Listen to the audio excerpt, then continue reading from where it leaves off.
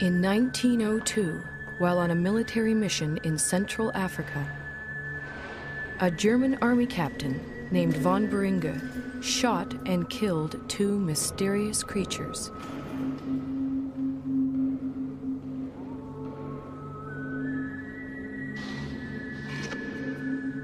He then sent the skull and bones of one of them back home to Germany.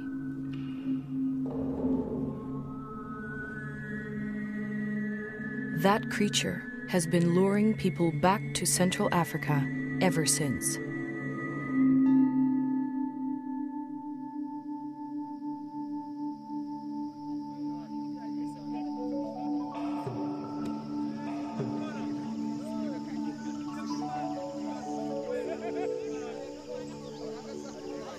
In 1921, American naturalist Carl Akeley made his way to the gorilla's ancestral home. The Virunga volcanoes, in what was then the Belgian Congo. Akeley brought a movie camera to document his visit, and a little girl to help prove Africa wasn't such a dark continent.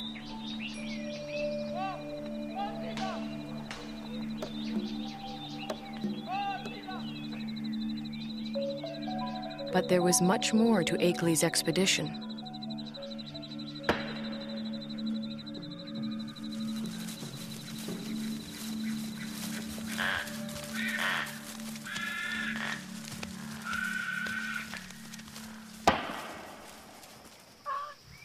Akeley had come to collect mountain gorilla specimens for exhibit in New York.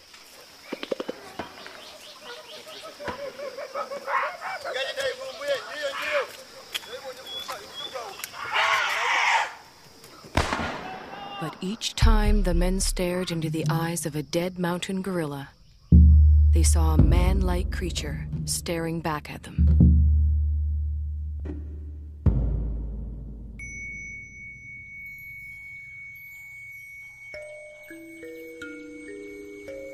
Akeley decided the killing must end. He urged Belgium's King Albert to make a permanent sanctuary of the gorilla's home.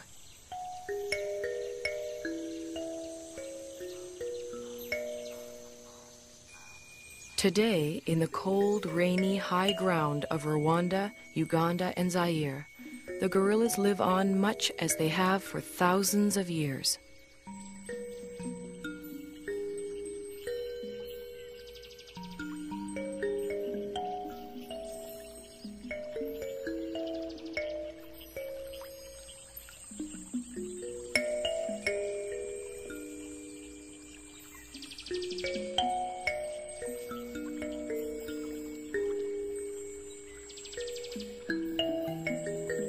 Only now their mountain home is tiny and isolated, pressed in on all sides by people and farmland.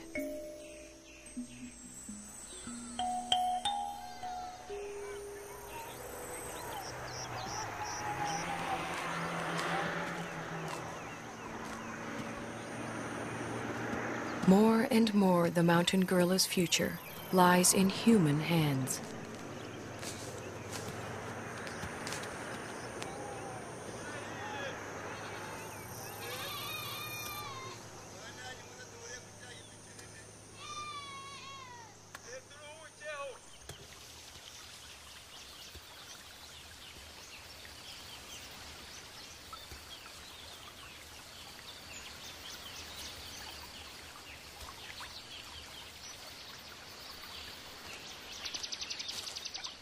American field biologist George Schaller was the first person to study mountain gorilla behavior.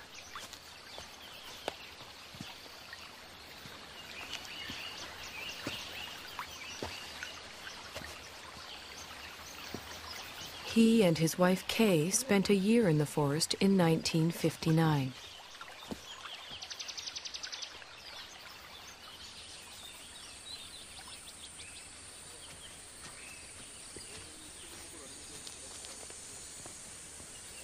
A number of other scientists have followed, among them current director of the Karasaki Research Center, Diane Doran.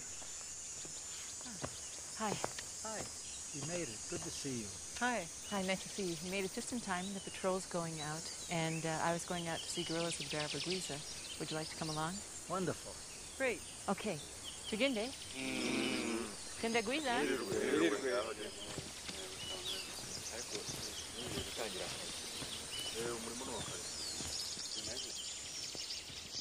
Gorilla researcher Diane Fossey established Karasaki in 1967 in the forest she grew to love.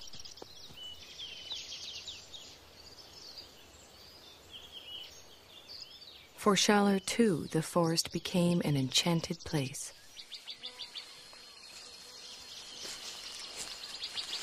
Some of my most magical moments with wild animals were watching gorillas, staying with them day and night. I used to do all my own gorilla tracking. You walk along slowly, you see the broken vegetation, you smell the animals. There's the musty, somewhat sweet odor of gorillas in the air.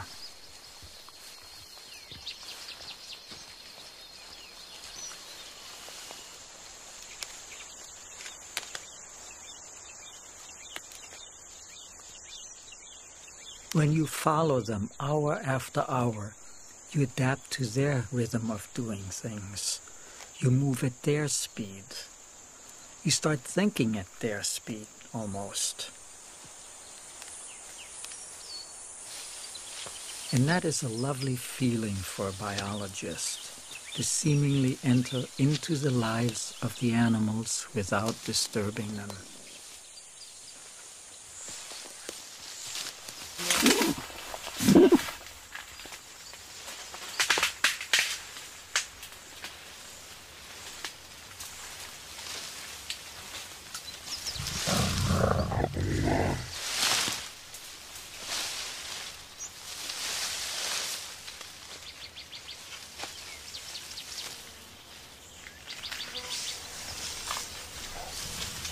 When approaching the animals, scientists try not to be too quiet. Mountain gorillas like to know when people are near.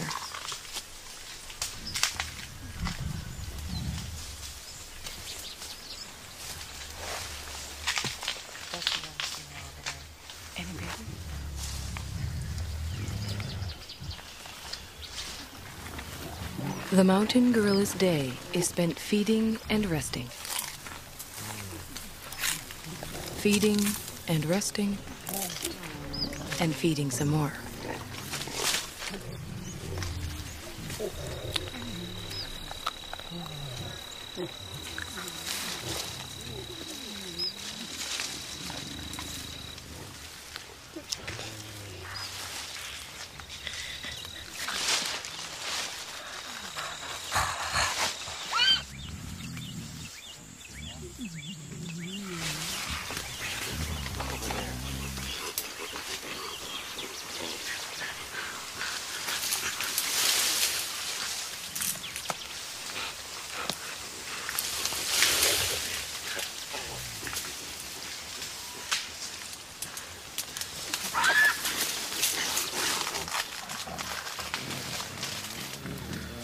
There are only a few hundred mountain gorillas left in the world. Most live as part of a family. The father and protector of this family is the male silverback, Umagumi. He acts as a magnet for the group. The females gather around him. Their infants and offspring gather around them.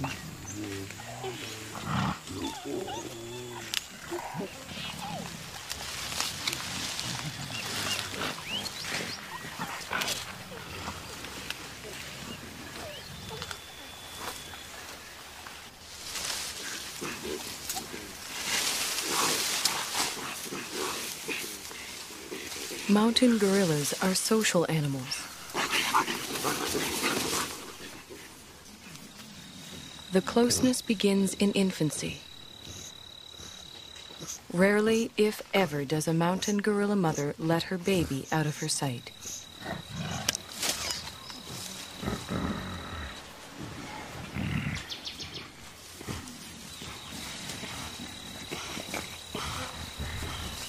The baby, for his part, likes nothing better than to make contact with the other members of the group.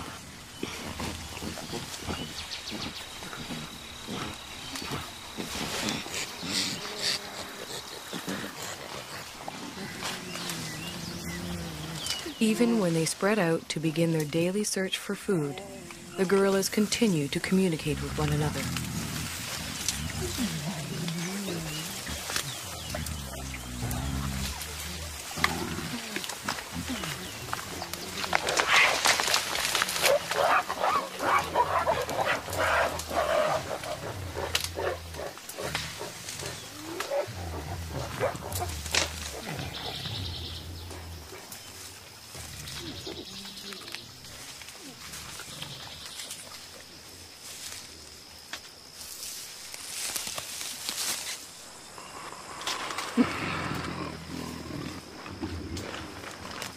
While the adults devote most of their waking hours to foraging for food, the youngsters devote most of theirs to play.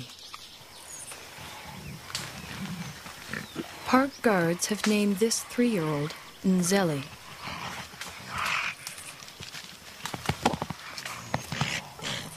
They call his friend Imvura.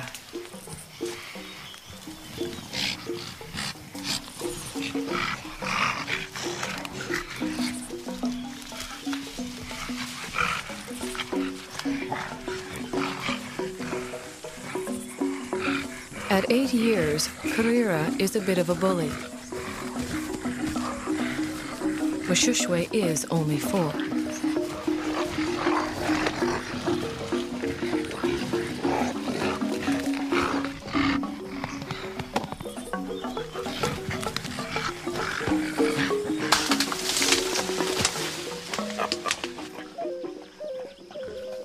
The games they play help the youngsters determine their status in the group.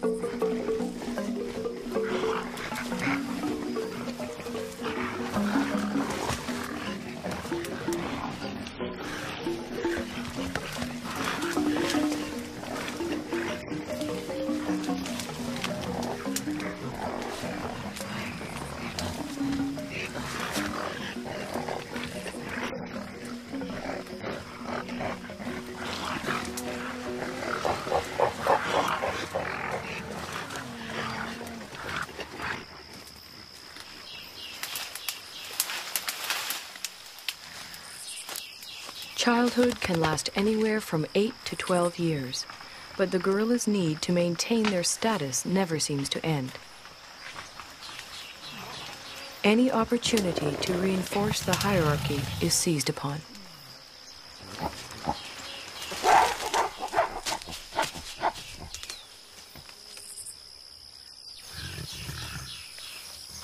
Then comes young adulthood.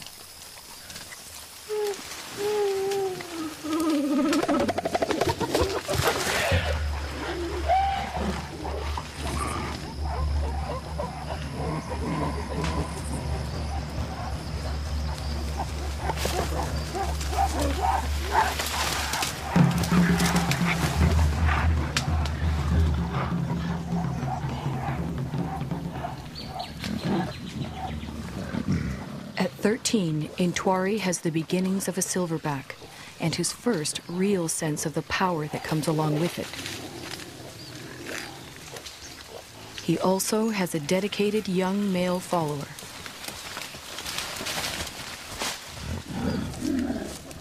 But what Intwari really wants is the attention and allegiance of the females in the group.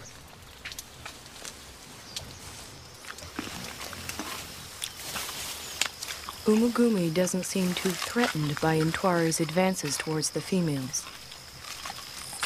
Well over 400 pounds, the dominant male silverback could easily discipline the younger one, or throw him out of the group altogether. For now, Umugumi seems content to focus on the local vegetation, of which he eats some 50 pounds a day.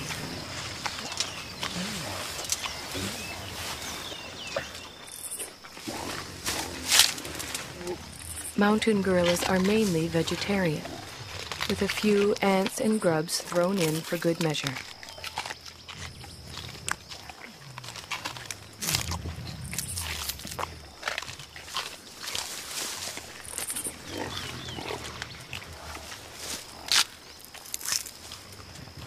Their staple diet includes a bitter, stinging mixture of thistles, nettles, goosegrass, bamboo, and wild celery.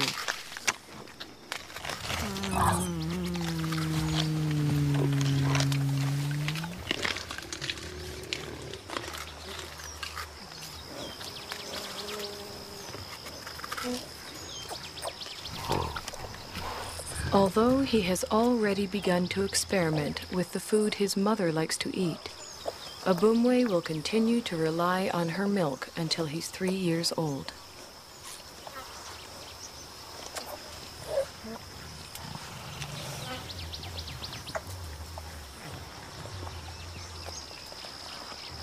By the time he's 4, Abumwe will be strong enough to forage on his own.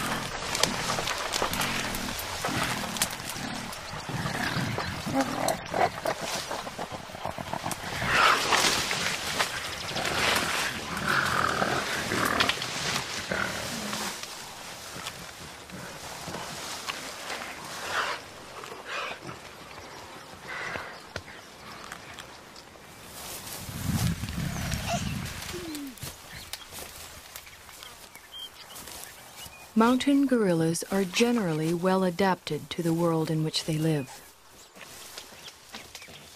But however idyllic their home may appear, for the youngsters in the group, the mountains hold many perils. Many newborns simply don't survive.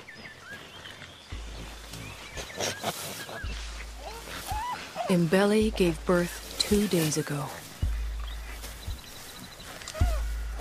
It will be several months before she can even let go of her baby, much less let him out of her sight.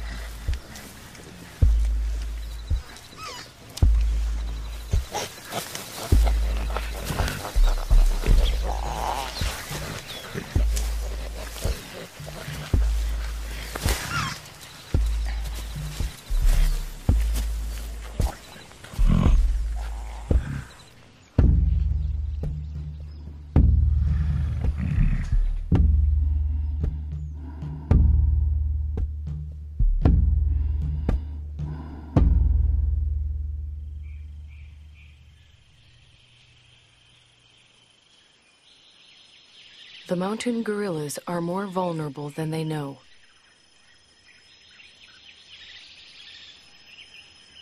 Their ancestral home is much smaller than it once was.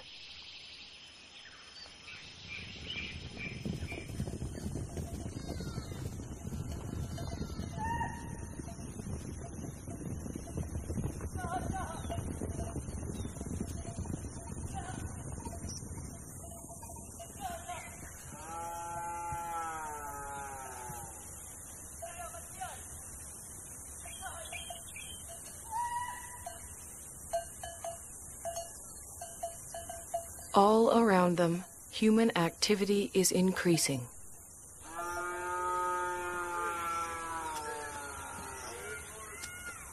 Yet the mountain gorillas continue to live and move in ways familiar to them for generations.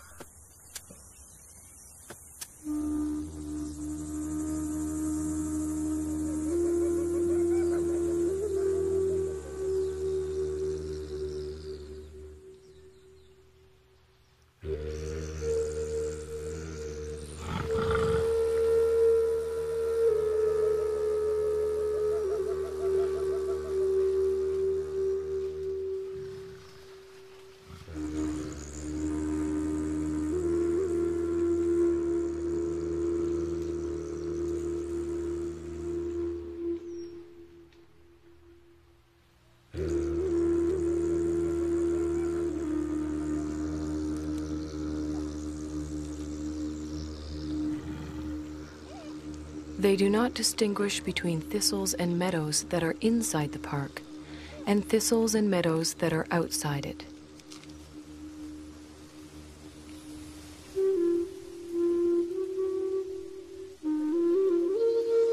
They simply go where their never-ending search for food takes them. Only now they find others there.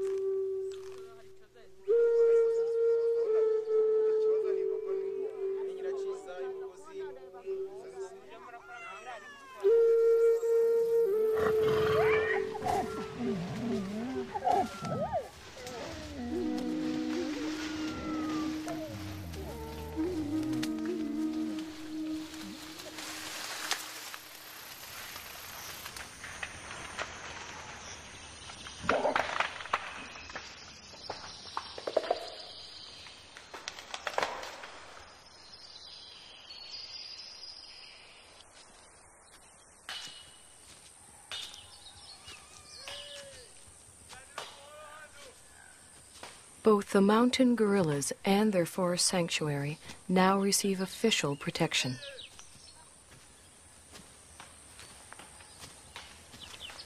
Park guards and anti-poaching patrols go to the forest every day.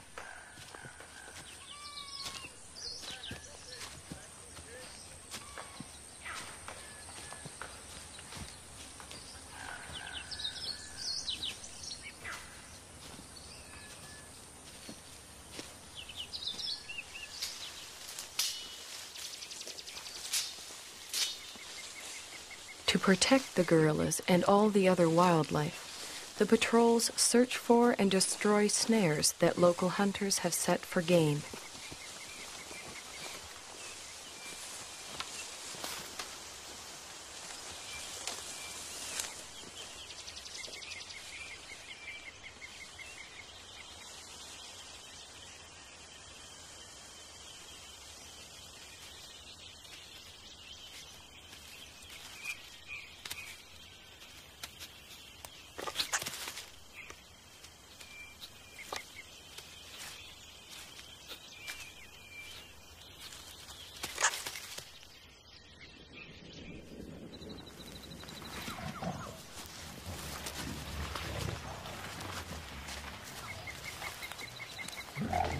The guards search the forest, checking on the gorillas' whereabouts and welfare.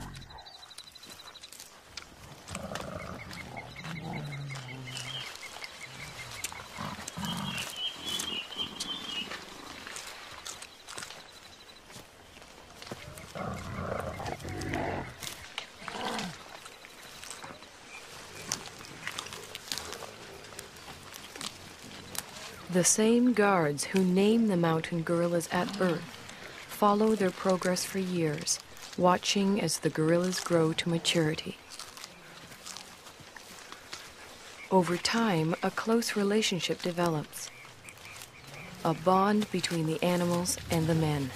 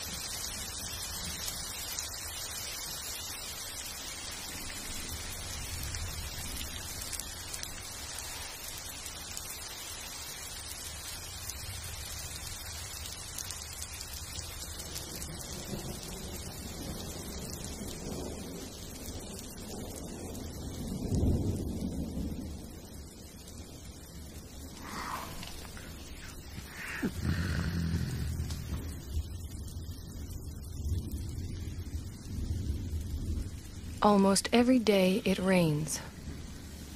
The mountain gorillas don't seem to like it. They don't seem to know what to do about it either, other than simply wait it out.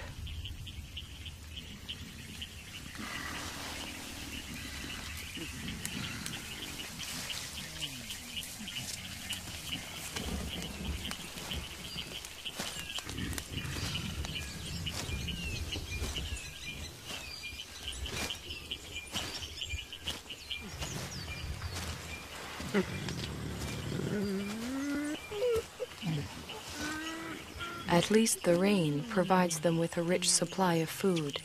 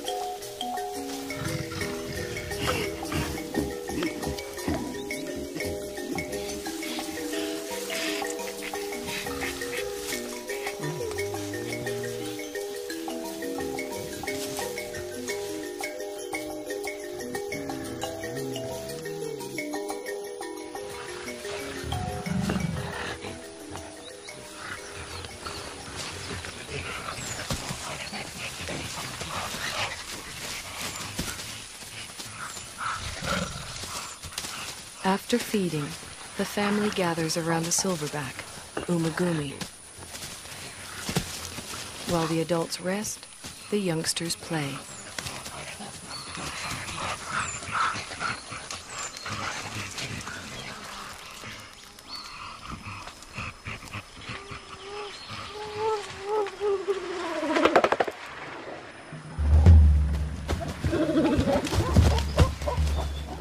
For the group's leading young adult male, it's become much more than play.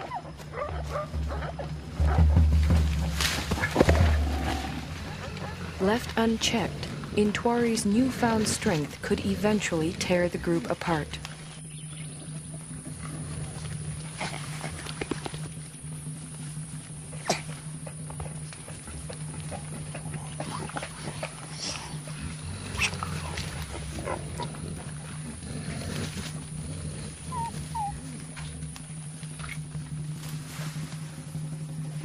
The threat Intwari represents puts females such as Poppy on edge.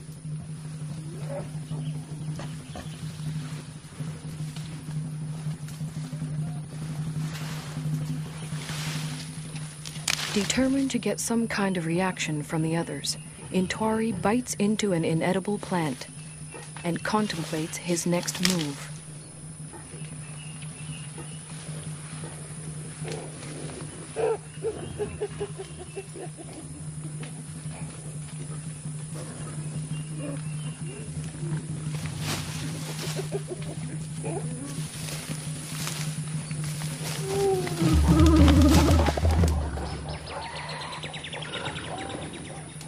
This time, even Umagumi seems uneasy.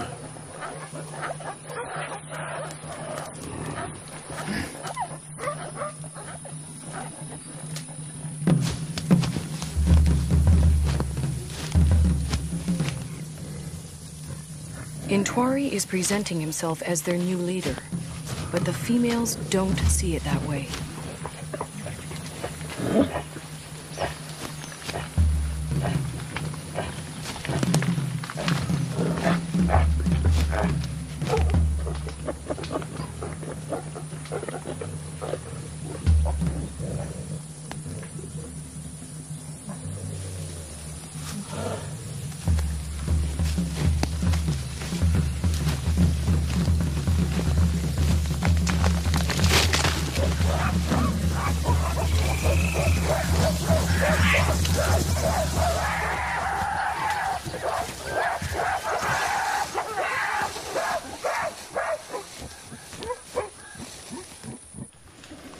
Having forced Intwari out, the group moves on.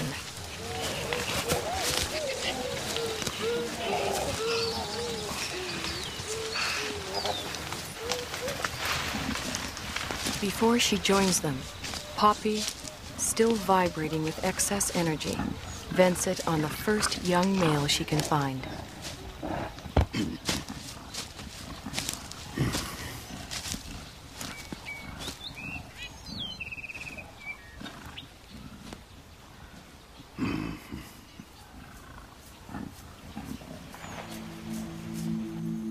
To be pushed out for good seems harsh, but what Intwari really needs now is time and space to mature, to the point where he too can have a family of his own.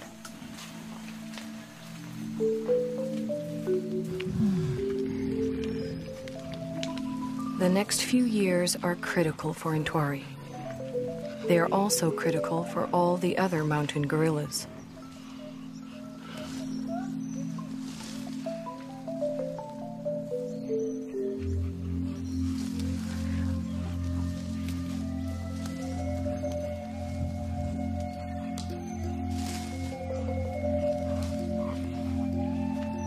Whether the outside world will allow Intwari and the others the time and space they need is an open question.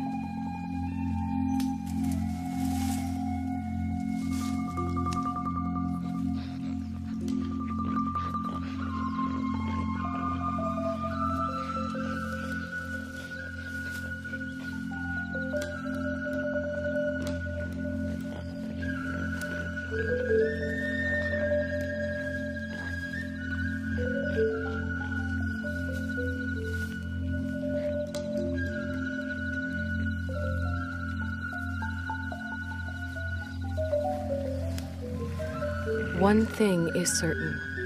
If the mountain gorillas are to survive, we will have to protect them and their forest home forever.